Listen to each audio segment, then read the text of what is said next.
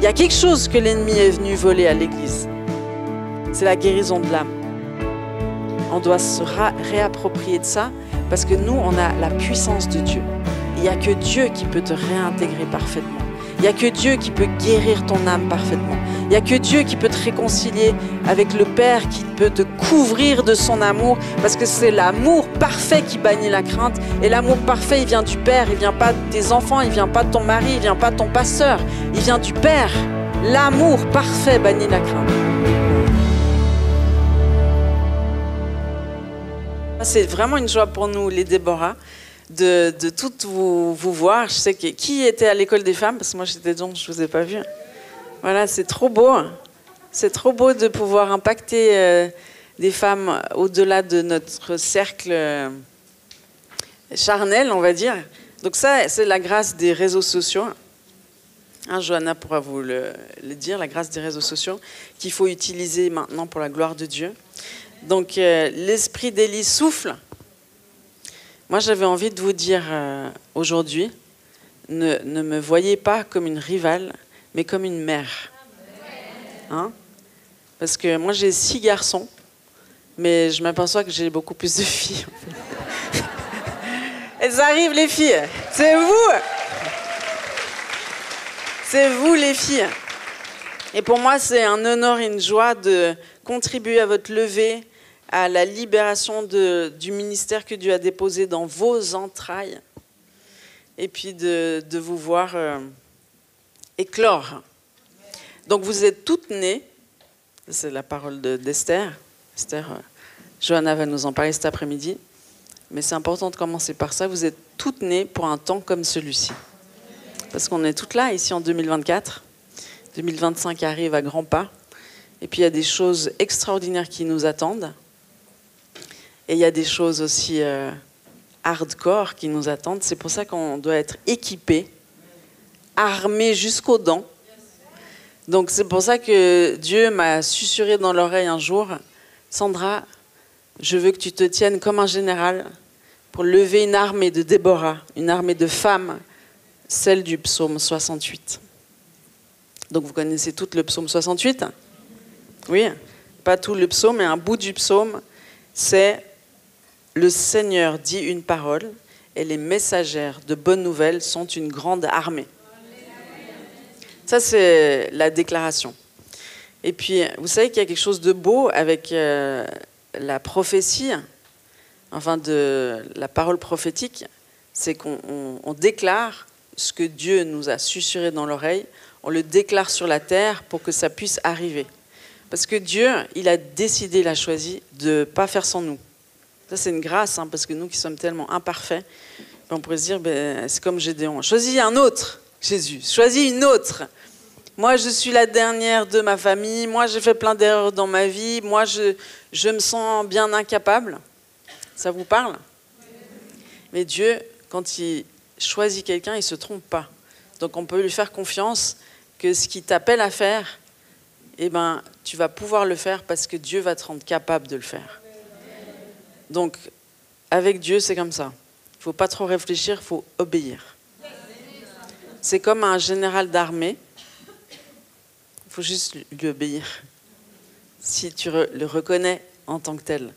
Parce que si tu discutes tous les ordres, si tu discutes tous les ordres, on ne va pas s'en sortir. Parce qu'une armée, elle doit être organisée. Elle doit être soumise à la même voix, c'est celle du Seigneur, on est d'accord. Hein. Mais il y a des prophètes qui sont assignés par Dieu pour déclarer les paroles du Seigneur. Et puis après, il y a une église entière qui doit apprendre la soumission. Ça, c'est un mot difficile. Se soumettre.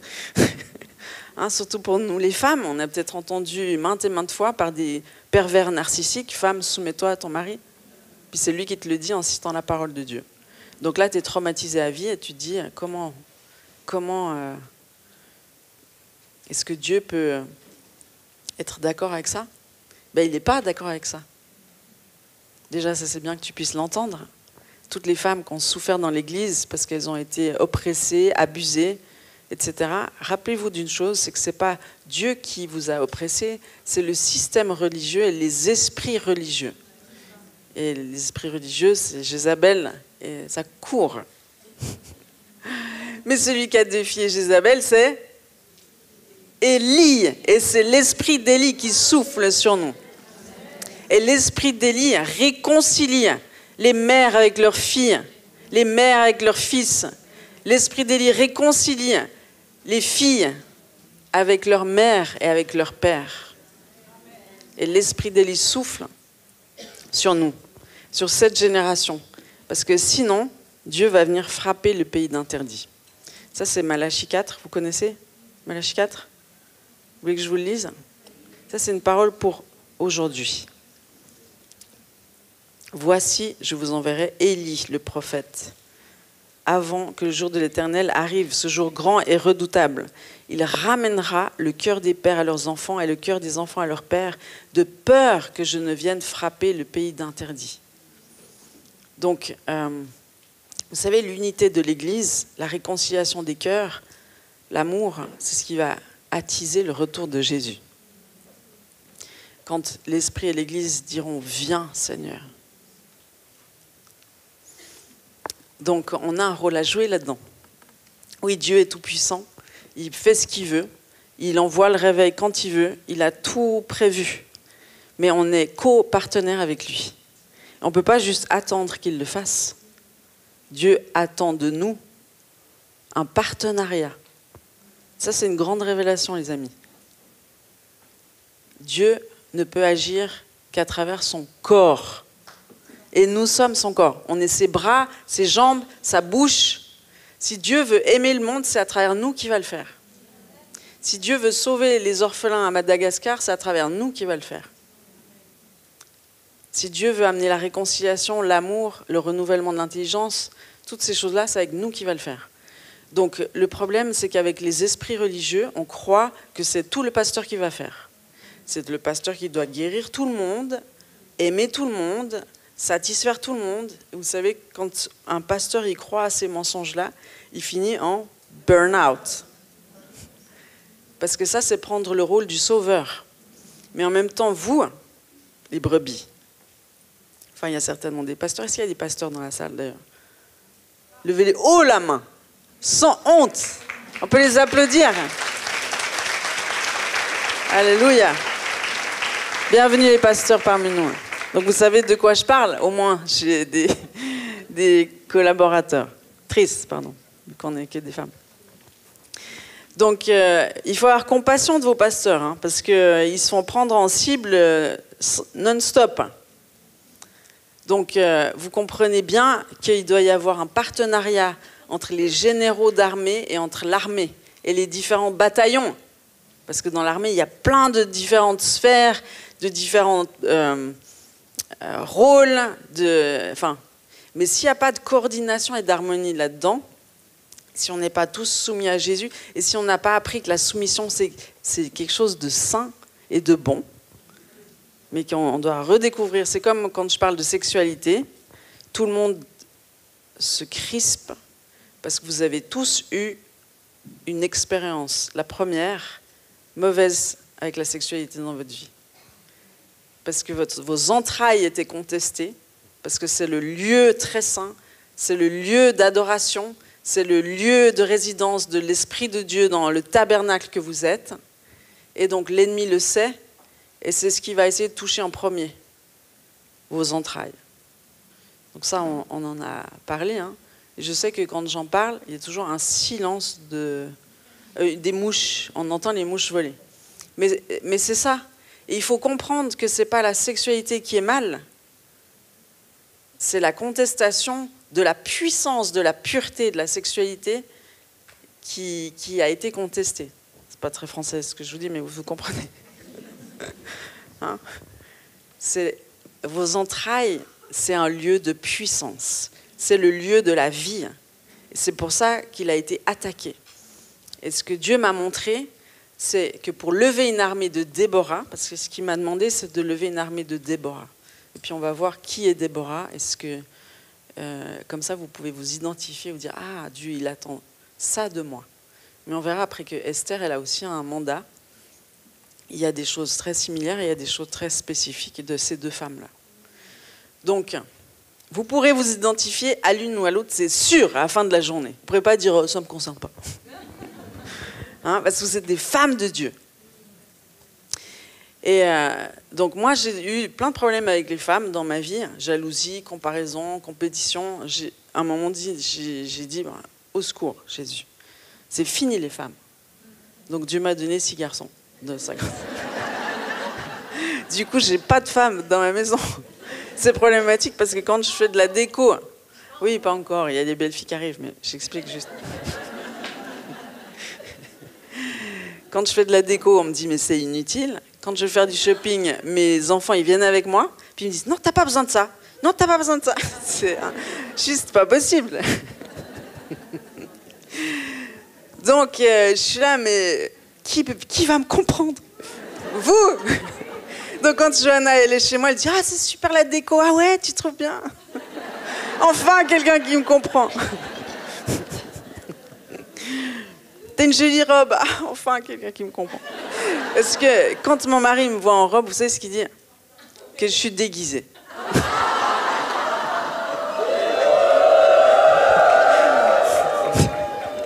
Mais c'est parce qu'il n'a pas l'habitude. Il faut lui pardonner. D'ailleurs, sans mon mari, je ne serais pas là. Je vous dis, hein, c'est l'homme... On a parlé de la femme vertueuse, mais mon mari, c'est l'homme vertueux. Parce que derrière une femme vertueuse, il y a un homme vertueux. Assurément, les amis.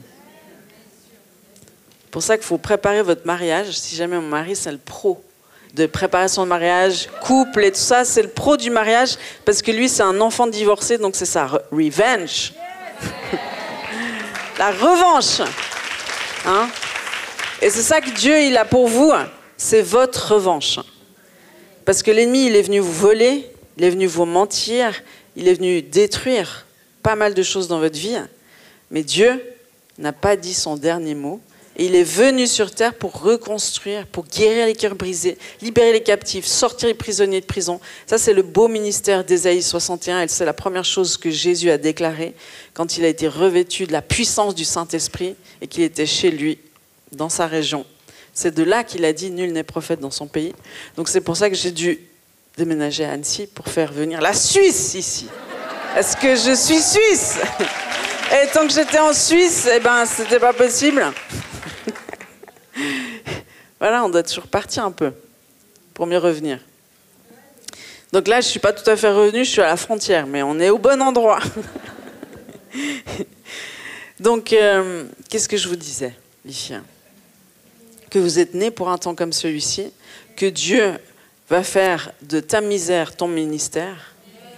C'est ça qu'il veut faire, Dieu. Il veut tourner les choses. Il veut tourner le mal en bien. Et c'est le seul, l'unique, le fabuleux qui peut le faire. Le seul, l'unique qui peut faire ça. Changer le mal en bien. Et puis faire de votre témoignage une puissance. C'est pour ça que dans le psaume 68, c'est parlé de messagères de bonnes nouvelles. Les messagères de bonnes nouvelles, c'est des femmes qui parlent, qui s'expriment et qui témoignent de la bonne nouvelle de Jésus dans leur vie. Donc, pour avoir un témoignage, il faut une rencontre avec le roi des rois qui va vous transformer. C'est son objectif. Ce n'est pas de vous laisser la même. Ce n'est pas de vous dire « Toi, tu n'es pas si mal, tiens, viens dans mon équipe. » Non, toi, c'est une catastrophe. Mais viens vers moi, je vais te transformer de A à Z. Tu vas passer de Cendrillon à la Belle au bois dormant. Bon, ça, c'est l'église pour l'instant, la Belle au bois dormant, mais elle est en train de se réveiller. Johanna. Elle est en train de se réveiller parce qu'un réveil arrive. Il est déjà là. Il est déjà là, les filles. Parce que vous savez que cette journée, on va vous parler de choses traumatisantes. Et vous êtes quand même venus. Non, mais je vous rassure, prenez, ça va aller. Déjà, on vous a fait rire un peu, vous avez remarqué? Parce qu'on doit rire ensemble. Parce que quand on rit, les esprits religieux, ils ne supportent pas. Donc, on a essayé de faire... On a des stratégies, hein, ici, vous savez. On a des stratégies. Donc, si ça vous a coincé un peu, dites-vous que c'était un temps pour vous détendre et pour break ice. C'était le... Icebreaker, voilà. C'était le icebreaker pour que vous vous sentiez toutes... Ah, je peux m'identifier à Aurélie. Mais j'aspire à être une femme vertueuse. Donc, c'est pas par vos propres forces que vous pourrez devenir une femme vertueuse, c'est en communion avec Jésus. C'est de la communion sort la vie. Et donc, c'est ça que Dieu veut pour vous. Le Seigneur dit une parole. Donc déjà, il faut pouvoir l'entendre. Et pour déboucher ses oreilles, il faut pardonner et renoncer à plein de mensonges, juste pour déboucher les oreilles. Et pour retrouver la vue aussi. On doit retrouver la vue et l'ouïe, pour entendre le roi des rois, parce que si on n'est pas capable de l'entendre, on ne sera pas capable de lui obéir. Donc notre vie chrétienne sera totalement stérile. Moi, j'ai rencontré des chrétiennes et des chrétiens, des gens haut placés dans le système religieux de ce monde, qui n'avaient jamais entendu la voix de Dieu. Des femmes de 80 ans qui font Ésaïe 61, et pour la première fois, on les conduit à entendre la voix du Père. C'est magnifique, c'est beau, mais je me dis, mais bon, il vaut mieux plus tard que jamais. Mais la vie chrétienne, c'est une relation. C'est pas de venir à l'église. On vient à l'église pour expérimenter la communion fraternelle, pour être équipé, c'est un endroit d'équipement d'armée, l'église. Mais c'est pas si tu vas à l'église, t'es sauvé, si tu vas à l'église, les malédictions dans ta vie seront brisées. Non, ça, faut t'emparer de toutes ces choses-là. À l'église, normalement, tu dois être renouvelé dans ton intelligence.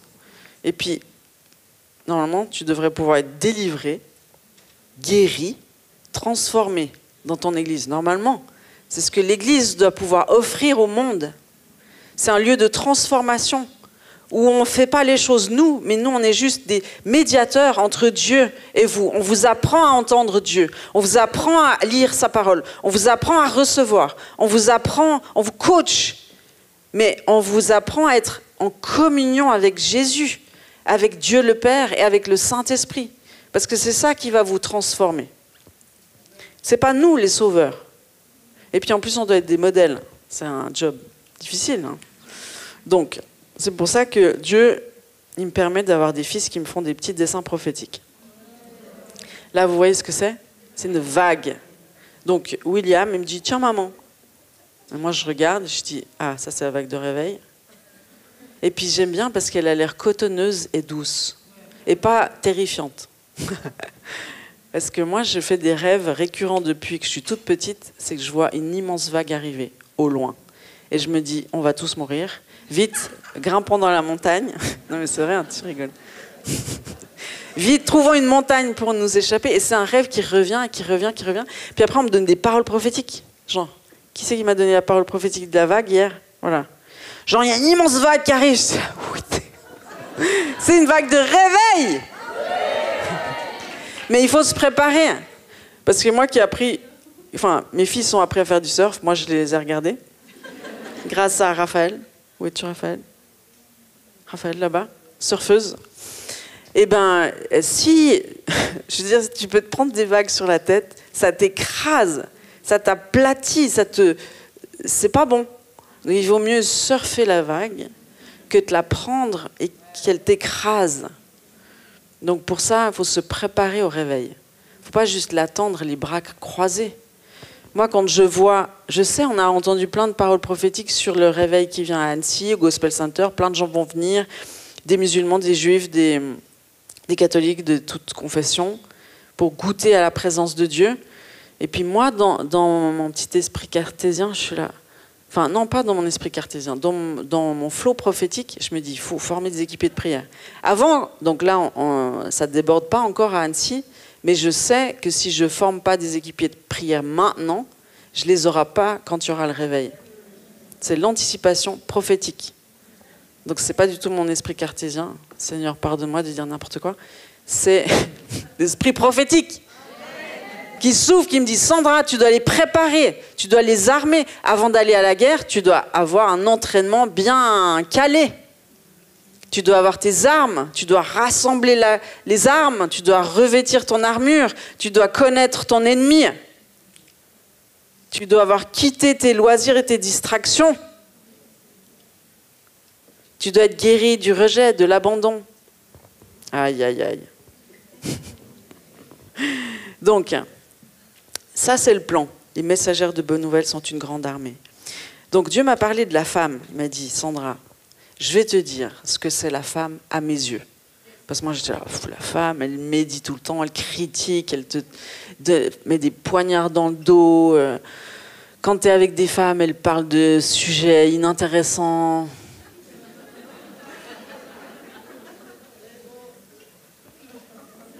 Ça, c'est la femme qui n'est pas encore en feu pour Dieu. Mais quand tu fréquentes des femmes en feu pour Dieu, alors c'est passionnant.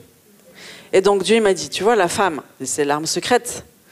C'est celle qu'on a cru qu'on n'allait pas pouvoir compter dessus. Comme tu disais très bien, Johanna, elle est oppressée. Dans tous les milieux religieux, la femme est oppressée. Tous les milieux religieux. Oppressée, écrasée, bâillonnée. Donc il y a bien une raison. C'est parce que la femme, elle doit collaborer avec l'homme et pas qu'il y ait de domination. C'est parce que la femme, elle doit parler. C'est parce que la femme, elle doit prier. C'est parce que la femme, elle doit prophétiser. Il y a toujours une raison. Observe l'oppression et tu découvriras le trésor de Dieu derrière. On est appelé, Adam et Ève, bon, je pourrais vous lire Genèse, tout ce que Dieu a prévu avec... donc d'abord, il a créé Adam. Et puis après, il a dit, faisons l'homme à notre image, Genèse 1, selon notre ressemblance. Alors qu'avant, quand il parlait des arbres, des animaux, tout ça, il disait, on va les créer selon leur espèce. Donc il y a bien une différence entre les singes et les êtres humains. J'aimerais déclarer quelque chose de très compromettant, mais nous ne descendons pas du singe, les amis. Et moi, mon ami Shekolia ne va pas me contredire. Alléluia. Nous ne descendons pas du singe, même si on peut trouver des ressemblances. Mais écoutez les prédications de Shekolia, elle vous dira que l'abeille, c'est ça l'abeille ? La poule, par exemple, eh ben, il y a plein de similarités dans l'ADN, mais ce n'est pas parce qu'il y a des similarités que c'est la même nature, les amis. Et il faut croire la parole de Dieu, ce qui sort de la bouche de Dieu, c'est ça qui nous est donné de croire pour notre bien. Donc comme on ne descend pas du singe, on a été fait à la ressemblance de Dieu. Parce qu'il y a toute une idéologie derrière le fait de déclarer que l'homme descend du singe. L'idéologie, c'est de traiter l'autre comme un animal. Voilà. Mais bon, le problème, c'est qu'aujourd'hui, on traite mieux les animaux que les êtres humains. Donc il y a cet extrême-là, et puis l'autre extrême où les animaux, on les tue, on les maltraite, il y a tout ça. Ou alors on en fait des idoles, et puis ils ont une place plus élevée que les enfants, une place plus élevée que les pauvres. On dépense une fortune pour nos animaux, et ça c'est faux. Peut-être vous avez besoin de briser des liens d'âme avec votre petit chien, ou votre chat. Non mais c'est vrai. Parce que quand on... C'est sérieux ce que je vous dis. Quand on a vécu des pertes de grossesse, on va s'attacher à son animal, plus que la normale. Moi, je l'ai déjà fait, briser des liens d'âme pour des gens avec leurs animaux, pour assainir. Donc, voilà, ça c'est dit. Mais, donc Dieu a créé l'homme à sa ressemblance. Faisons l'homme à notre image, selon notre ressemblance. Pourquoi il utilise le « nous » ? C'est parce qu'ils sont ensemble, la Trinité, le Père, le Fils et le Saint-Esprit. C'est eux qui étaient là dès la fondation du monde. C'est eux qui nous ont créés et qui ont créé ensemble le ciel, la terre et tout ce qui s'y trouve. Donc, Dieu créa l'homme, un peu plus loin, verset 27, à son image. Il le créa à l'image de Dieu. Donc, il le répète 2 fois quand même, qu'on ait bien compris. Il créa l'homme et la femme. Dieu les bénit et Dieu leur dit « Soyez féconds, multipliez, remplissez la terre et assujettissez-la et dominez sur les poissons de la mer, sur les oiseaux du ciel et sur tout animal qui se meut sur la terre. » Donc dominer, on a toujours une mauvaise image des mots ou un vécu des mots. La domination, c'est péjoratif, on est d'accord ? Mais quand Dieu dit à Adam et Ève de dominer sur la terre, c'est qu'il leur demande de gouverner. De gouverner. Il le demande à l'homme avec la femme. Et puis la femme, elle a été tirée de l'homme. Quand Dieu il a créé l'homme, il l'a créé avec le masculin et le féminin ensemble. Parce que Dieu porte le masculin et le féminin. Mais on n'est pas dans le transgenre. Non, non, non. C'est très clair. Dieu, il va séparer pour clarifier, pour ordonner. Il sépare les eaux d'en haut, d'en bas. Il sépare les eaux de la terre. Il sépare, il tire la femme de la côte d'Adam pour qu'il puisse gouverner côte à côte et pas sous le pied. Côte à côte. Donc Adam et Ève ont été créés pour gouverner ensemble. Puis après, avec la chute, il y a différentes choses qui se passent, notamment une des conséquences pour la femme, c'est qu'elle va tourner ses désirs sur l'homme et l'homme dominera sur elle. Donc le challenge pour une femme, la femme que vous êtes, c'est de briser toute idolâtrie des hommes, comme si l'homme pouvait répondre à tous vos besoins, et vous attacher au seul, à l'unique Jésus, Christ de Nazareth, pour qu'il soit votre Dieu, votre époux, votre maître, votre ami. C'est Jésus. Ça, c'est la transition qu'on doit tous faire. Toutes faire. Et puis l'homme, il a d'autres problèmes. Lui, son idole, c'est le travail. Et puis il faut qu'il comprenne que c'est sa famille le plus important. D'accord? Mais ça, c'est son problème. Moi, je vous parle de votre problème. Tournez vos yeux sur Jésus comme celui qui pourvoit. Parce qu'une idole, en fait, c'est une chose ou c'est quelqu'un sur qui on met toutes nos attentes. Et puis c'est ce qui gouverne notre vie. Et Dieu dit, tu ne peux pas avoir une idole entre toi et moi. C'est moi et moi seul. Mais c'est pour ton bien en même temps. Donc même si vous détestez les hommes, si vous les détestez, c'est parce que vous avez des attentes irréalistes les concernant. Vous avez été blessé par eux, mais vous attendez encore des choses d'eux. C'est comme les parents.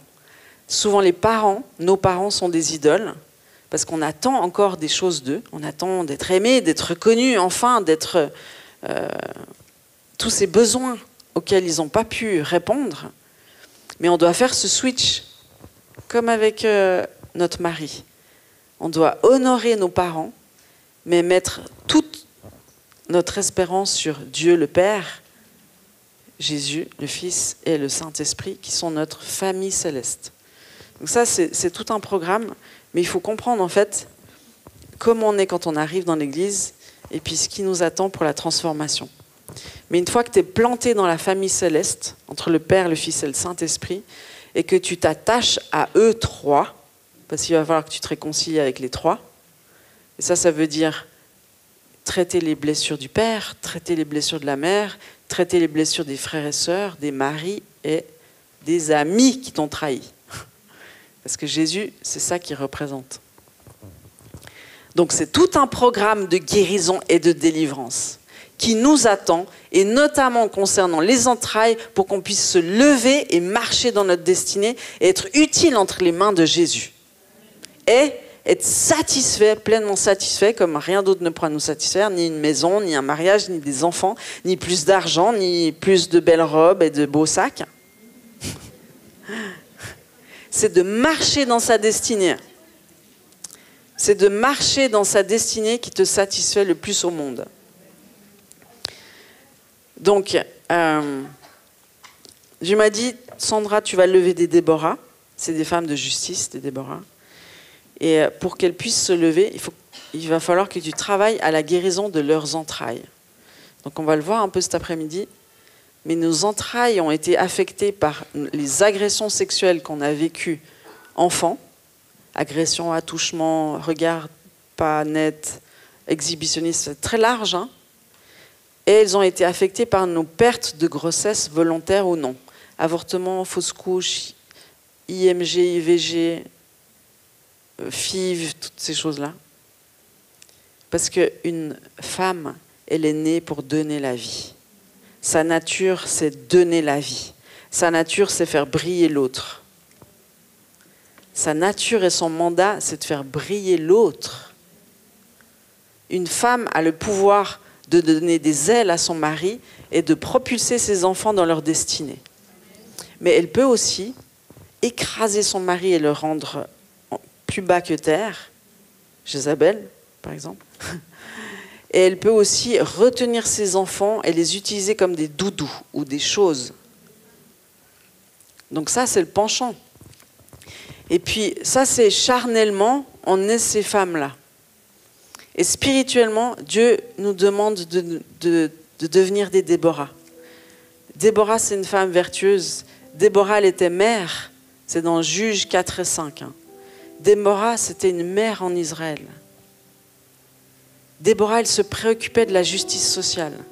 Déborah, elle est arrivée dans une période où le peuple d'Israël était sous domination de ses ennemis, où la société, c'était le chaos.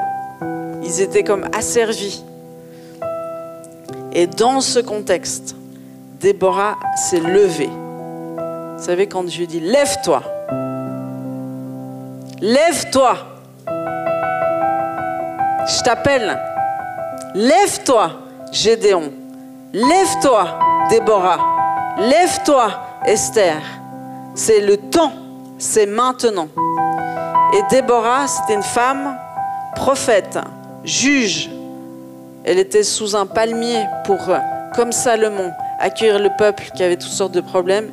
Et elle, avec son esprit de sagesse et de révélation, elle donnait des problèmes. Elle donnait des solutions aux problèmes. Et vous vous rappelez Salomon, quand il a résolu le problème de ces deux femmes prostituées, dont l'une d'elles avait un bébé mort, elle l'avait vite échangé avec l'autre, et elle disait que c'était le sien. Et puis Salomon, dans sa sagesse ultime, aujourd'hui on se dirait, mais quel fou, comment peut-il dire des choses pareilles? Mais c'était la sagesse de Dieu. Il a dit, mettez l'enfant ici, coupez-les en deux et donnez une partie à chacune de ses mères. Et donc il y en a une qui a réagi, et c'était le signe que c'était la bonne et la vraie mère, en disant, je veux sauver la vie de mon enfant, même si on me le prend. Alors que l'autre, elle était là, tuez-le, parce que ce n'était pas son enfant. Et aujourd'hui, Dieu t'appelle comme une Déborah. Il t'appelle à te lever dans l'intercession. Parce qu'il y a une onction de lever qui doit venir. Et ça fait partie du réveil. Quand tu te réveilles, tu te lèves. Quand ton alarme, ton téléphone sonne, c'est pas bien de dormir avec ton téléphone. Rachète un réveil. Dans ta chambre, il ne faut pas de téléphone. Le téléphone, tu le laisses dans une autre pièce.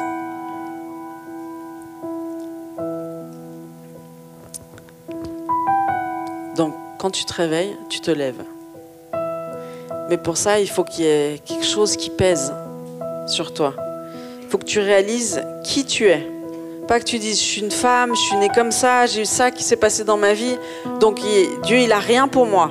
C'est faux. C'est faux. Si Dieu t'appelle, et il vous appelle chacune d'entre vous, vous avez un potentiel parce que vous êtes une femme extraordinaire. Déjà, moi, quand je pense déjà à la capacité de donner la vie, demandez à une femme qui ne peut pas avoir des enfants si ce n'est pas un privilège de pouvoir donner la vie. Si ce n'est pas un privilège quand tu décides juste de tomber enceinte. C'est un privilège extraordinaire. Mais comme on nous a asservis avec une sexualité débridée, vous savez que pour contrôler une population, il suffit de toucher sa sexualité. Et ça, les grands de ce monde le savent très bien. Pour contrôler une population, tu les asservis au travers de la sexualité. Vous pouvez étudier Pierre Simon, qui le décrit très bien. Et c'était le commanditeur de la loi Veil derrière Simone Veil. franc-maçon renommé, gynécologue, il a découvert que l'endroit le plus influent, c'était médecin gynécologue.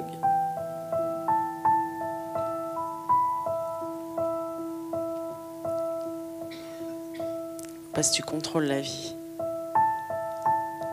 Tu fais croire aux femmes. Il y a toutes sortes de stratégies. Hein. La contraception, la façon dont on accouche dans des hôpitaux aujourd'hui où tout est contrôlé.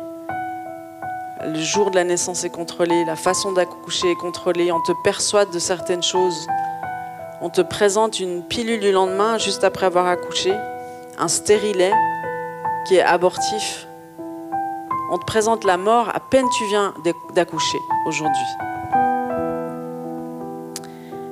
Et donc nous les femmes, on est appelées à donner la vie. On est appelées à enseigner. On est appelés à encourager. On est appelés à des prophètes qui libèrent la vie par la parole. On peut influencer la vie de nos enfants, mais vous vous rendez même pas compte à quel point on peut l'influencer. Juste par nos paroles. Il y a un film que j'avais bien aimé. C'était l'histoire d'une femme d'un milieu très pauvre qui a fait fortune avec des produits ménagers, un balai, je ne sais pas quoi, vous avez vu ce film. Et puis, tu vois dans le film très clairement que c'est parce que la grand-mère n'arrêtait pas de dire « Toi, un jour, tu vas réussir. Toi, un jour, tu seras quelqu'un. Toi, tu ne vas pas finir comme nous. Toi, tu auras du succès. Toi, tu vas réussir dans la vie. » Elle n'arrêtait pas de lui dire ça et c'est ce qui est arrivé. Donc, tu as une puissance dans ta bouche. C'est la mort et la vie est au pouvoir de la langue. Proverbe 18, 21. C'est ce que je répète inlassablement à mes fils. Quand ils disent « je veux péter mon crâne », je dis « non, tu vas pas péter ton crâne. Répète après moi, la mort et la vie est au pouvoir de la langue. » Quelle référence? Proverbe 18, 21. T'enseignes, tu coaches tes enfants, tout petits déjà. Tu prophétises sur eux. Tu les orientes sur ce que Dieu te montre qu'ils vont devenir. Et tu le fais avec ton mari aussi. Tu arrêtes de lui dire que c'est qu'un incapable, qu'il n'arrivera pas, qu'il devrait faire plus ça, plus ça, plus ça, plus ça. Ou tu le presses, donc après il fuit, après il n'est plus là. Puis toi tu es là, il est où mon mari? Hein? Il y a un trésor dans le fait que tu sois une femme, c'est ça que tu dois comprendre. La femme, Dieu l'a créée, il m'a dit, Sandra, allez, prends courage Sandra, je vais te confier les femmes, mais je vais te dire qui elles sont. Je vais te dire le potentiel extraordinaire qu'il y a dans une femme. Si tu donnes la possibilité à une femme d'être transformée, renouvelée dans son intelligence, tu fais d'elle un pont entre le ciel et la terre dans sa famille, dans la société, dans son travail. Un pont entre le ciel et la terre. Eh oui. Parce qu'une femme, dans sa nature, elle prie pour ses enfants. Il y a une prophète qui disait, qui a été au ciel plusieurs fois, elle dit, il y a des monuments extraordinaires au ciel. Ce n'est pas des monuments avec des guerriers, tu sais, des Staline ou je ne sais pas qui. C'est des mères qui prient. C'est elles qui sont en monument dans le ciel. Des mères qui prient. Des mères qui prient. Des mères qui prient. Des mères qui enfantent dans la prière. Des mères qui donnent la vie. Des mères qui ont la foi dans le Père, qu'il est fidèle et qui va accomplir la promesse. Et Déborah, c'est une mère en Israël. C'est une prophète, elle déclare, elle envoie, elle collabore avec Barak. C'est Barak qui a eu la victoire sur la terre. Ce n'est pas Déborah, mais c'est leur collaboration. Déborah, elle a prophétisé sur Barak, qui est la figure apostolique parce qu'il est sur le terrain. Et Déborah, c'est la prophète qui collabore avec lui. Il dit, va à cet endroit, tu auras la victoire. Et lui, par la foi, il y va, il a la victoire.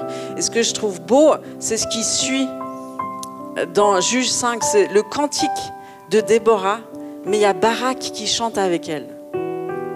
Donc nous, dans l'église à Annecy, les Baraks se sont levés et ils font aussi des Barak Nights, comme nous on fait des Déborah Nights, pour les hommes, et les hommes sont en train de se lever, de se lever, de se lever. Et ils sont en train de confesser leurs péchés. Et ils sont en train d'être vulnérables. Et ils sont en train d'être authentiques les uns avec les autres. Et ça les fortifie. Et ils sont en train d'être visités dans leurs entrailles à eux aussi. Visités dans leurs addictions. Visités dans leurs agressions sexuelles dans l'enfance. Et c'est ça qui leur permet de se lever. Parce qu'entre eux, quand ils commencent à partager leur cœur, ils se rendent compte qu'ils ne sont pas tout seuls. Qu'ils ont vécu les mêmes choses. Qu'ils ont passé par les mêmes traumatismes. Parce que les hommes aussi passent par des traumatismes. Parce que l'ennemi, il n'en a pas qu'après les femmes, il en a aussi après les hommes. Donc les hommes, il les met en stand-by. Et puis les femmes, l'ennemi leur ment et leur dit de se lever. Mais pour le féminisme, comme tu disais très bien hier, Johanna, un féminisme qui est plein d'impureté sexuelle, plein de rébellion, plein de haine. C'est pas ça la solution. C'est pas que les femmes se lèvent seules. C'est que les femmes se lèvent dans l'intercession pour provoquer la levée des hommes et de tout le reste de la société.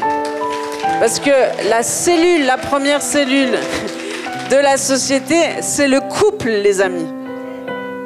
C'est le couple. C'est de là que tout démarre.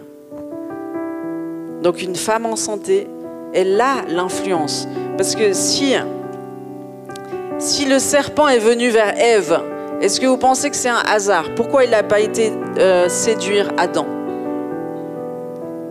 C'est parce qu'il savait que la femme avait été créée comme une aide, un coach, une influence. C'est ça que la femme est. C'est dangereux. C'est une arme. Une arme, c'est dangereux. Il faut être dans les bonnes mains. Il faut être entre les bonnes mains. Une femme, ça peut être hyper dangereux entre les mains de l'ennemi.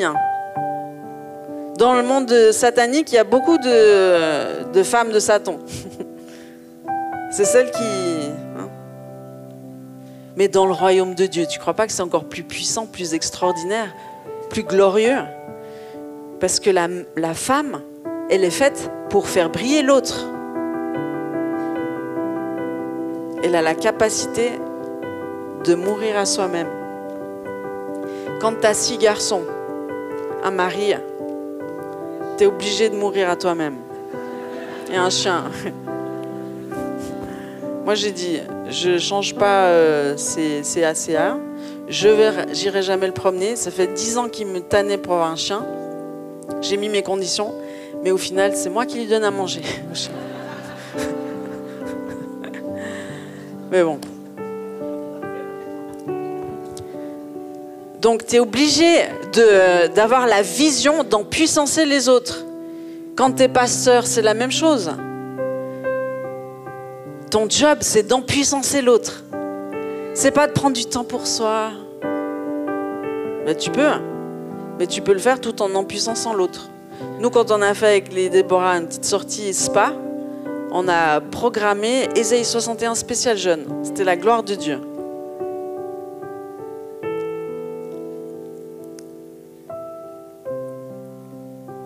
Le but d'une vie, c'est pas de prendre du temps pour soi. Tu l'as déjà donné ta vie. Hein? Si tu es chrétienne, tu as donné ta vie à Jésus, elle t'appartient plus. C'est Jésus qui est au volant de ta voiture. C'est lui qui te conduit pour des aventures extraordinaires. Alors lâche le frein. Arrête de tirer sur le frein à main. Si tu veux décoller, il faut le laisser t'emmener dans une aventure extraordinaire. Même si mon histoire avec les femmes a mal commencé, quand j'ai commencé à déclarer, j'ai dit on va faire un groupe, lève-toi Déborah, mais c'était le carnage, Apocalypse Now. J'étais là, mais qu'est-ce qui se passe? C'est quoi le problème? Tu sais, quand Dieu te demande quelque chose, tu penses que ça va être facile, que tout le monde va être d'accord avec toi? Non. Quand Dieu va te demander quelque chose, tu auras toutes sortes d'oppositions. Les gens vont te dire que tu es folle, c'est pas pour toi, tu n'es pas capable. Mais parce que tu as la foi et parce que tu as été adopté par le Père, tu sais qu'il va te baquer. Tu sais que s'il dit, il va le faire. Tu sais que s'il t'appelle, il va te rendre capable de marcher dans ses œuvres préparées d'avance. Puis le mot œuvre, en grec, ça veut dire poéma. Et ça veut dire, en fait, tu sais, Ces œuvres, dans Éphésiens 2, ces œuvres préparées d'avance. Tu es l'ouvrage de Dieu. Tu es son poème, tu es son œuvre d'art, tu es sa création. Tu es son plaisir, sa fierté. T'imagines? Puis la femme, il l'a faite toute spécialement. Il a fait des finitions sur la femme. Tu sais, nous, on se plaint toujours que nos maris ne font pas les finitions. Ceux qui ont des maris qui construisent des trucs, alors ils y vont, ils te doublent la maison, hein, des fois. Mon mari, c'est ce qu'il fait. Mais il ne fait pas les finitions. Les plaintes, pas de plainte. C'est les finitions. Hein. La femme, c'est la finition. C'est la cerise sur le gâteau. C'est celle qui peut tout changer. Tu sais, dans la tradition juive, pendant le Shabbat, donc le vendredi soir, c'est la femme qui commence le Shabbat, qui allume les bougies. Et ça, c'est le signe que c'est la femme qui pose l'atmosphère dans la maison. On a la responsabilité de poser l'atmosphère dans la maison. Et pour ça, on doit se battre. Moi, quand ça tourne au vinaigre dans ma maison, quand ça se dispute, quand ça part en live, je sens l'atmosphère et je sens que c'est spirituel. Je dis, attendez, les amis. Et j'ai appris à mes enfants. Alors, les enfants, vous voyez, quand ça part en live, là, ça part en live, vous êtes d'accord avec moi? Oui, oui. Eh bien, il faut s'arrêter, il faut prier. Donc, moi, je dis, ok, je vais dans ma petite salle isolée, je prie en langue des fois, 5 minutes, je ressors et l'atmosphère est changée. Donc, des fois, tu te bats contre un mur alors que tu devrais juste prier. Tu pries en langue, tu pries. C'est la seconde nature. Vous priez tout en langue. Amen. Je sais pas, il y en a une qui dit amen. Mais la prière en langue, c'est pour l'édification personnelle, c'est pour booster, c'est pour gonfler l'esprit en toi, si on peut dire ça comme ça, pour que tu surpasses toutes les guerres charnelles. Donc tu as besoin de prier en langue. C'est pas un bonus ou genre c'est que pour les charismatiques. Non, non, ça c'est très biblique le prier en langue. Tu en as besoin pour faire la guerre de prier en langue. Tu en as besoin. Prier en langue, c'est prier dans l'esprit sans savoir exactement ce que tu dis, mais tu sais que tu dis la bonne chose. Parce que c'est ton esprit qui prie et c'est pas ta chair. Parce que dans ta chair, tu dis « Seigneur, aide-moi, je peux plus. Non, c'est trop difficile. » C'est ça que tu dis. Donc c'est mieux de prier en langue. C'est mieux de prier en langue. Donc Déborah, elle a été taillée pour confronter les ténèbres. Déborah, c'est une femme de délivrance. C'est une femme de sagesse. C'est une femme de révélation. Déborah, elle n'a pas peur de son ennemi. C'est une femme qui persévère, qui résiste. C'est celle qui, dans les conseils à l'école, il y a des mères qui vont à des conseils d'école. C'est celle qui lève la main, qui dit « Excusez-moi, j'ai pas très bien compris. Le manuel sur l'éducation sexuelle, là, c'est une horreur. Est-ce que vous avez étudié les conséquences pour un enfant d'être exposé à la sexualité en parole ou en vision, c'est-à-dire si on leur raconte les actes sexuels ou on leur montre dans un manuel pour enfants les actes sexuels, on leur enseigne à 4 ans la masturbation et à 6 ans l'acte sexuel avec pénétration. Ça, c'est ce qu'on fait avec vos enfants. Une Déborah, en conseil de classe, elle se lève, elle résiste. Elle dit « Excusez-moi, est-ce que vous savez que l'exposition de ces choses sur vos enfants va provoquer des traumatismes, une addiction à la pornographie future, une effraction traumatique dans son être, des addictions sexuelles et des conduites impulsives et délinquantes? On ne réveille pas l'amour avant que ce soit le temps. C'est le Cantique des Cantiques qui nous le dit.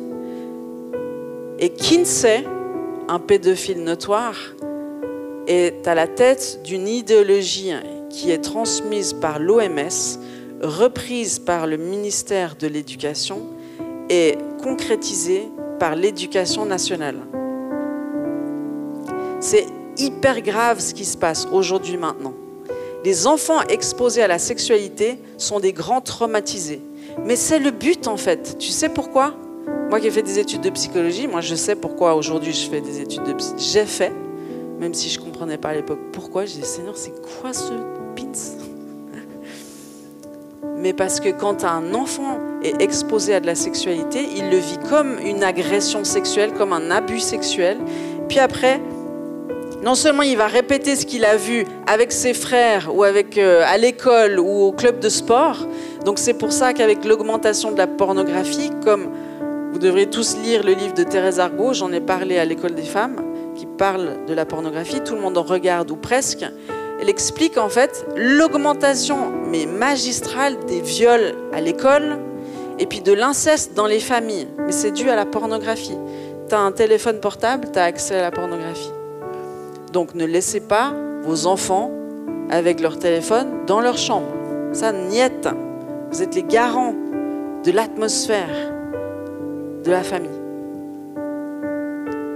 Vous avez un sixième sens.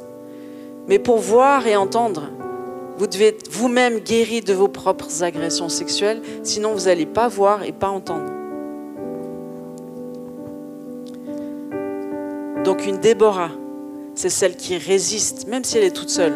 Elle va se prendre la persécution, mais elle est intelligente, c'est pour ça qu'elle se rassemble. Ensemble, on est fort. On doit être une armée, parce que l'ennemi, quand on est tout seul, il nous dégomme en deux.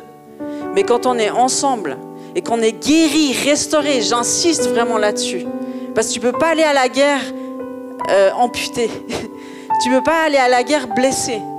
Tu dois être guéri, restauré pour te lever et pour aller au combat. Et il y a un combat, je vous assure. Vous avez un rôle à jouer dans les écoles de vos enfants, dans les clubs de sport de vos enfants. Demandez à Émilie la bataille qu'elle mène et à toutes les autres. À Anna, qui était surveillante dans un centre aéré et qui a dénoncé des agressions sexuelles d'enfants sur l'autre. C'est partout autour de nous. Nous, dans l'église, on a plusieurs familles dont les enfants ont été agressés sexuellement à l'école, mais gravement, très gravement, avec aucune incidence judiciaire, parce que les hautes sphères de notre société sont dedans, et c'est elles qui libèrent cette idéologie, parce qu'ils veulent pouvoir contrôler la société. Et quand on vit une agression sexuelle, on se dissocie, c'est un phénomène psychologique, c'est une protection que Dieu a faite pour nous, pour qu'on puisse survivre. Donc on se dissocie. Et quand on est dissocié, c'est des petits-enfants, c'est l'histoire des petits-enfants. Ceux qui font de la relation d'aide ou même de la délivrance, vous savez que tout n'est pas délivrance et qu'on doit aussi guérir les cœurs brisés. Et le mot brisé dans Ésaïe 61, c'est le mot shabar, qui veut dire fragmenté. C'est ce qui explique, puis il faut faire un petit peu de psychologie pour connaître ces choses-là, c'est qu'il y a plein de gens qui sont fragmentés dans leur esprit, dans leur âme plutôt, et qu'ils ont besoin d'être réintégrés. Et Jésus peut le faire. Il le fait magnifiquement. Il nous réconcilie avec ces parties qu'on a. Parce que quand une fille elle a été agressée sexuellement, elle va se dire c'est de ma faute, en fait c'est la faute de mon corps, c'est la faute de cette petite fille, donc je vais la haïr, elle me dégoûte et je vais la séparer de moi, et c'est comme ça que ça commence. Et puis après, en fait, des fois on a des voix de petite fille, on a des réflexes de petite fille, puis on se bat avec cette petite fille, on ne sait pas pourquoi, et on a besoin de se réconcilier avec elle. On a besoin que Jésus nous la montre comme pure. C'est pas vous qui étiez impur, c'est l'agresseur. Donc Jésus va vous montrer que cette petite fille, c'était une victime, qu'elle est pure et qu'elle est non coupable. Et qu'elle peut la chérir, l'aimer et la réintégrer. Et donc, il faut avoir fait un petit peu de psychologie pour savoir ça, mais si vous venez à Ésaïe 61 la pratique, on va tout vous expliquer et vous équiper pour aider les autres. Parce que ça ne devrait pas être... Vous savez que ceux qui s'occupaient des gens, à la base, c'était les curés, c'était les prêtres. Ils faisaient de la cure d'âme, ce n'était pas les psychologues. Il y a quelque chose que l'ennemi est venu voler à l'Église. C'est la guérison de l'âme. On doit se réapproprier de ça parce que nous, on a la puissance de Dieu. Et il n'y a que Dieu qui peut te réintégrer parfaitement. Il n'y a que Dieu qui peut guérir ton âme parfaitement. Il n'y a que Dieu qui peut te réconcilier avec le Père, qui peut te couvrir de son amour, parce que c'est l'amour parfait qui bannit la crainte. Et l'amour parfait, il vient du Père, il ne vient pas de tes enfants, il ne vient pas de ton mari, il ne vient pas de ton pasteur, il vient du Père. L'amour parfait bannit la crainte. 1 Jean 4, 18. L'amour parfait bannit la crainte. Donc toutes tes craintes, elles doivent être englouties par l'amour du Père. Déborah, c'est une abeille. C'est pour ça qu'on a des espèces de petites abeilles. Je ne sais pas si vous reconnaissez que c'est une abeille. Les abeilles, elles travaillent ensemble. Les abeilles, elles changent le monde. Aujourd'hui, on dit il manque des abeilles. Aujourd'hui, dans l'esprit, on dit il manque des Déborah pour changer la société, pour impacter le monde. Et si on est ici à Annecy, c'est parce que c'est une terre de résistance. C'est une terre de résistance, il y a un héritage de résistance. Même si c'est dans l'Imperial Palace qu'on a allumé la flamme olympique, eh bien nous, on contrecarre les flammes olympiques. Nous, on élève le nom de Jésus, qui est au-dessus de tout nom, de toute domination, de toute autorité. C'est le nom de Jésus qui peut faire de toi une Déborah.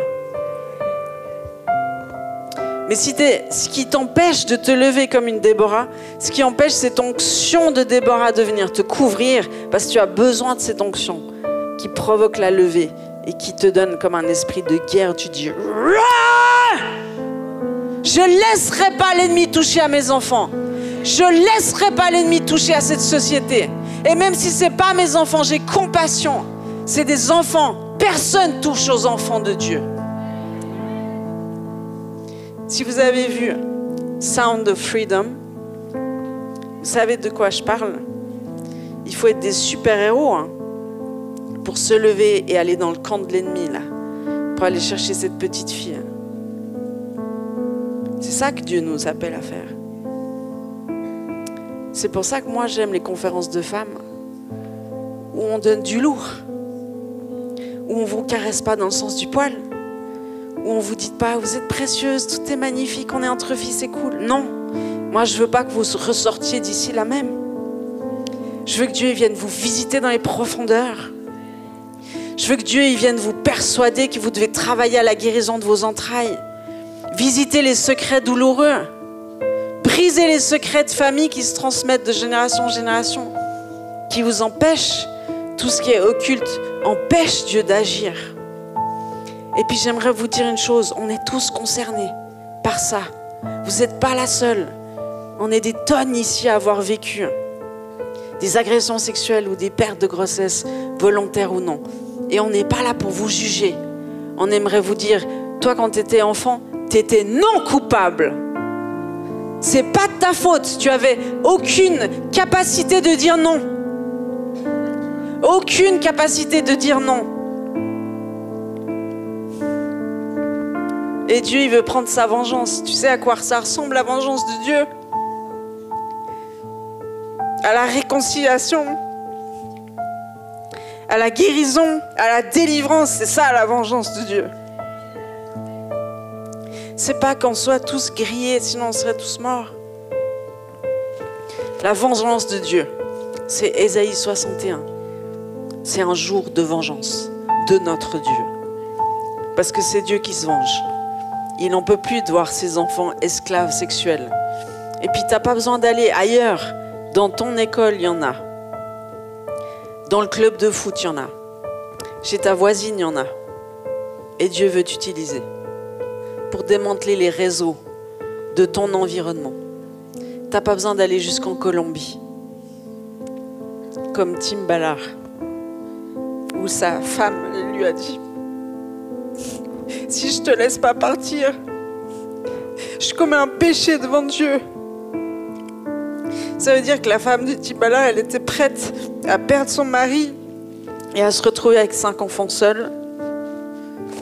Il y a des choix que tu dois faire dans la vie qui ne sont pas faciles, mais en même temps, pense à l'éternité. Pense à l'éternité. Sors de ta douleur. Sors de ton état de victime. Sors de tes préoccupations personnelles. Travaille à ta guérison, oui, mais Dieu a une mission pour toi. une mission importante. Comme je disais à Virginie, qui, avec le Covid, elle a dû renoncer à être infirmière. Par courage, vaillant courage. Et puis, elle a commencé à travailler dans une crèche. Et puis là, elle a vu des injustices. Et puis elle se disait, mais Seigneur, c'est toi qui m'as donné ce travail, pourquoi il y a toutes ces injustices? Et puis on lui disait, mais parce que Dieu il a besoin de toi. La vie avec Dieu, c'est pas une vie facile. La vie avec Dieu, c'est être la lumière du monde. Donc il va te positionner toi dans un endroit pourri pour que tu le purifies. Mais tu crois que c'est facile? Non? Tu veux suivre Jésus? Tu veux vivre l'aventure avec lui? Parce que Dieu, il a une aventure pour toi. Il y a plus pour toi. Quel que soit ton âge. Moi, je regardais un reportage de petite mamie en Angleterre, intercesseuse. Elle se voyait toutes les semaines, tous les jours, je ne sais plus. Elle buvait le thé, l'air de rien. Elles intercédaient. Et tout ce qu'elles intercédaient, elles voyaient le journal de la région le déclarer. Elles voyaient le monde autour d'elles changer. Donc, personne ne peut dire c'est trop tard, je suis trop vieille, c'est fini pour moi. Personne. Jusqu'à ton dernier souffle, tu vas servir l'Éternel. Jusqu'à ton dernier souffle, tu vas servir l'Éternel. Et si tu meurs en martyr, c'est la plus belle mort qui puisse t'arriver. Tu sais, on dit, la plus belle mort, c'est mourir dans son sommeil. Non. Non. Non. Tu veux pas mourir avec une famille divisée, avec plein d'amertume dans ton cœur, où tu sens que tu as passé à côté de ta mission, où tu n'as pas honoré l'enfant que tu as avorté. Et tu vas le retrouver. Mais tu veux déjà être réconcilié avec lui aujourd'hui. Tu veux l'honorer avec son prénom. Tu veux te réconcilier, te pardonner à toi-même. Parce que le monde t'a menti. Parce que personne t'a soutenu. Parce qu'on t'a dit que c'était pas grave, qu'il n'y avait aucune conséquence. Et puis après, tu te rends compte que tu y penses chaque jour. Et puis tu es torturé. Et tu avortes tout ce que tu fais dans la vie. Et Dieu veut mettre un terme à ce cycle pourri. Tu comprends? Qui est Dieu? C'est un général d'armée. Il veut t'enrôler. Alors, si tu sens que Dieu t'appelle, on n'a plus que 5 minutes. Lève-toi là où tu es.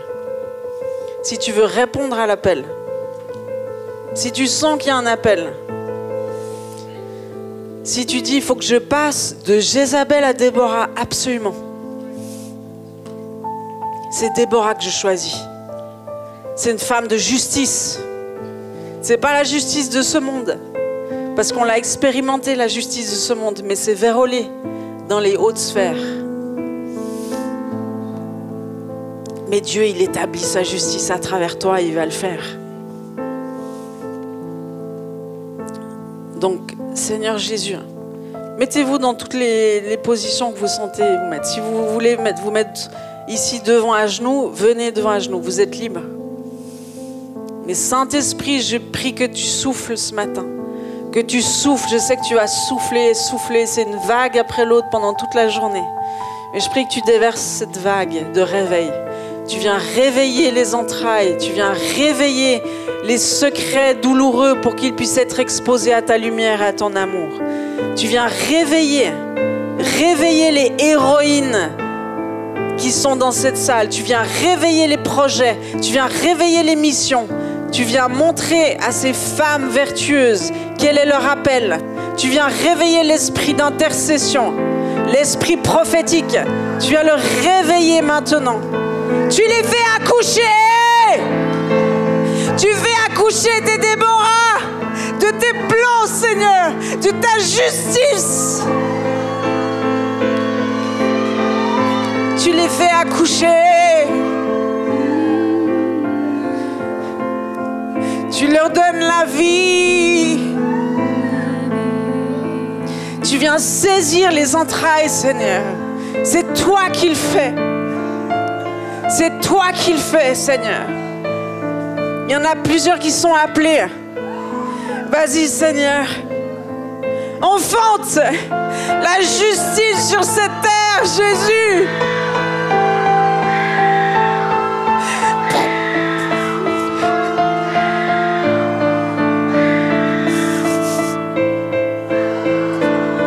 On veut un réveil, Seigneur. On veut pas des conférences toutes lisses. On veut ta puissance, Jésus. On veut que tu transformes la société à travers nous. Seigneur Dieu, c'est toi qui vas le faire. On veut t'aimer plus, Seigneur. On veut te laisser embraser nos entrailles.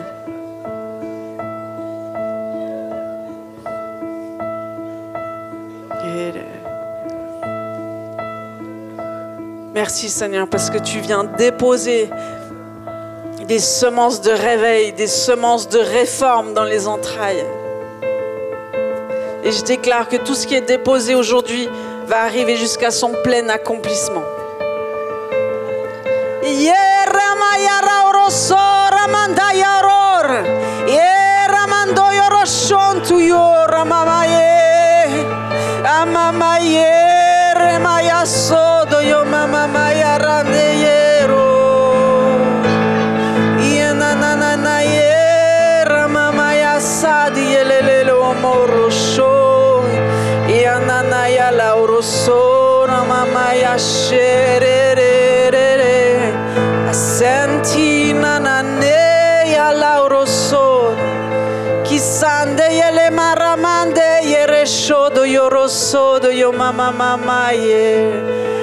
y a des jeunes filles qui sont appelées à faire du droit, à être avocates, à être juges.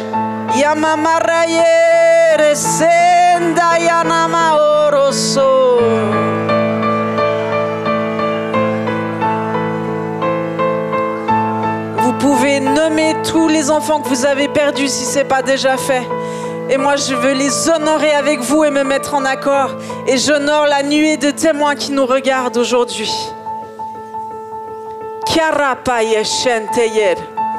Et je déclare qu'il y a une communion qui se passe entre le ciel et la terre maintenant. Il y a un esprit de consolation qui vient fort, fort, fort, fort. Saint-Esprit, souffle, Saint-Esprit. Souffle. Yarabayano. Yanane yeresento yoroma yashed yererererere. Kosonde yera mama yashed yelelelelele. Merci Seigneur pour tes anges qui viennent. Merci Seigneur pour les généraux d'armée qui sont avec toi Seigneur.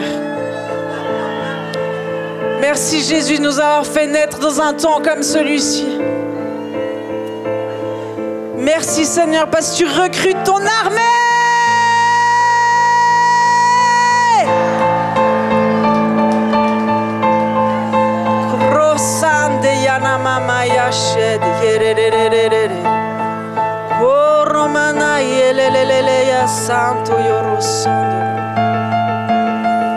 Merci Jésus. Merci Jésus pour ce que tu fais dans les profondeurs des entrailles. Alléluia. Dieu cherche des femmes en francophonie. Arrête de regarder ailleurs. Dieu lève une armée de femmes en francophonie qui vont être recherchées dans les nations. Pour cette onction prophétique et cette onction de vie qui confronte les puissances de mort, de confusion religieuse.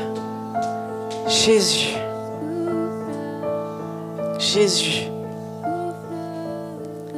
On déclare que tous les esprits religieux tombent à terre, qui perdent toute leur puissance maintenant. Ils perdent toute leur puissance. Tout ce que tu as cru qui était dans une structure religieuse, ça tombe à terre maintenant, dans le puissant nom de Jésus. Et la joie revient. Parce que ça t'empêchait de recevoir la joie. La joie revient. La joie revient. Hey! Hey! La joie revient. Parce que l'armée dans le royaume royaume de Dieu, c'est une armée pleine de joie, pleine de danse, pleine de louanges, pleine d'adoration, pleine de force, pleine d'amour. C'est pas ce qu'on voit à la télévision. On n'a jamais vu l'armée du ciel. Mais c'est ce que Dieu nous appelle à être. Seigneur Jésus, merci. Merci pour toutes ces femmes vaillantes. Merci parce que tu les as recrutées aujourd'hui et tu vas les propulser dans leur appel. Merci pour le feu déposé dans leurs entrailles. Jésus.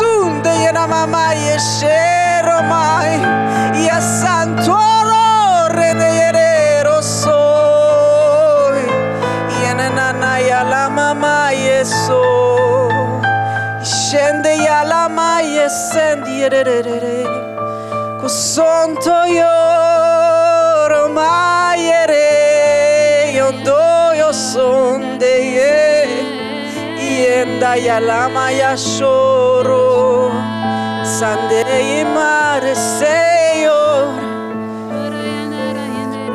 Jésus. Kurababa yesentor.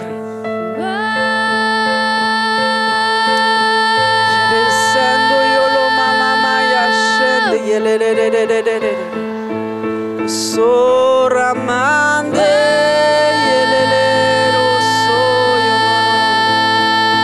Seigneur appelle les femmes. Le Seigneur vous appelle. T'as choisi pour un temps comme celui-ci. T'as choisi. C'est fini la délaissée. C'est fini l'abandonner.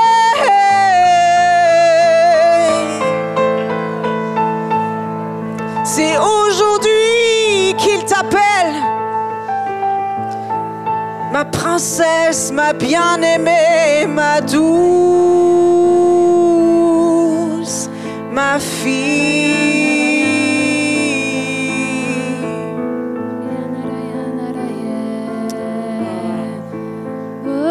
Je me soumets à toi, je me soumets à toi, je me soumets à toi, je me soumets à toi, je plie le genou devant toi, papa, je plie le genou devant toi, papa, dis-le avec moi ce matin, je plie les genoux devant toi, papa, et je me soumets à toi. Je veux un partenariat aujourd'hui. Je veux un partenariat aujourd'hui. Et je reçois l'esprit d'Élie. Que le cœur des mères se lève. Que le cœur des pères se lève. Et que le cœur des enfants revienne au cœur du Père.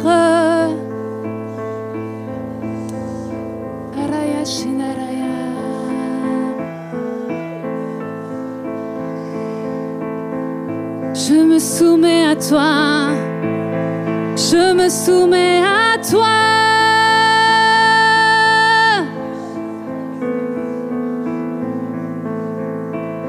Jésus, merci. Le réveil ressemble à ça.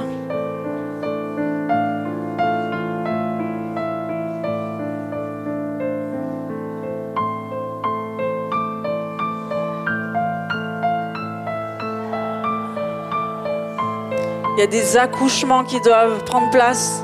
Donc laissez faire le Saint-Esprit. On a des équipières de prière qui peuvent vous soutenir. Laissez faire le Saint-Esprit. Laissez-le faire.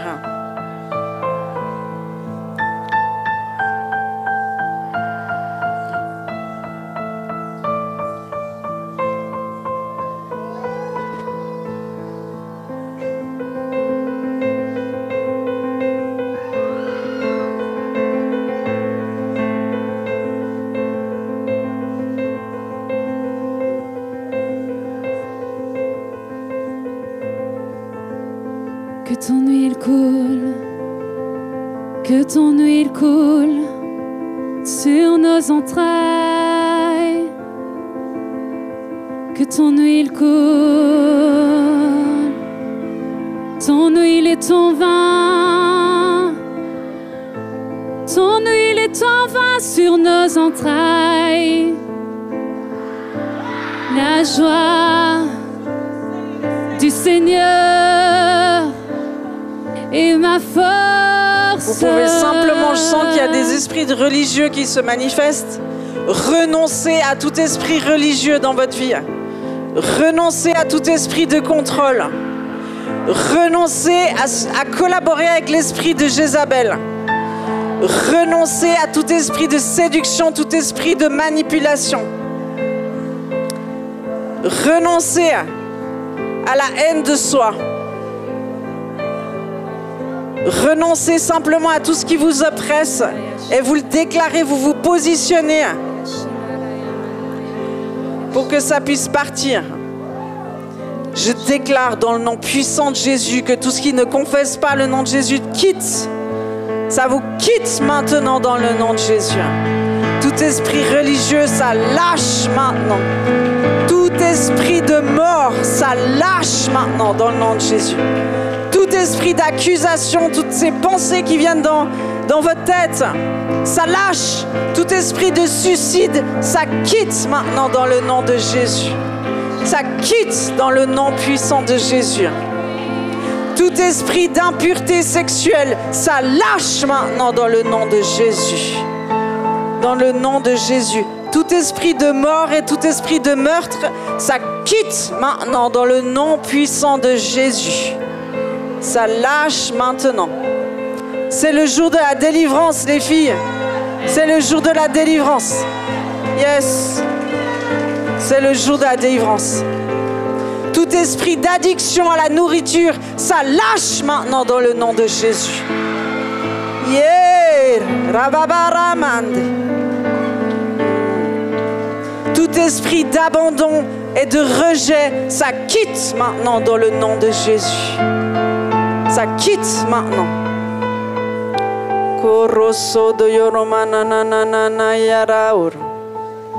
Merci Jésus. Merci Jésus. La délivrance est une bonne nouvelle, les filles. Moi, j'aimerais honorer et célébrer mon grand-papa spirituel, Jean-Marc Bigler. Yeah! Il peut être fier de ses filles, de ses fils et de ce qu'il a engendré. Je sais qu'on a la famille parmi nous, donc je tiens à honorer Jean-Marc Bigler. Magnifique, grand-papa spirituel, papa de délivrance. On veut voir la délivrance, on veut voir plus de délivrance, les filles. Et on libère la pureté ici, on libère la sainteté, on libère la vie, on libère la douceur, on libère l'onction de Déborah sur chacune d'entre vous. On libère la soif de justice, on libère la joie, on libère la passion pour Jésus. Alléluia. Merci Seigneur. Je t'invite à liker la vidéo, à la partager si ça t'a fait du bien et à t'abonner à notre chaîne TVNFR.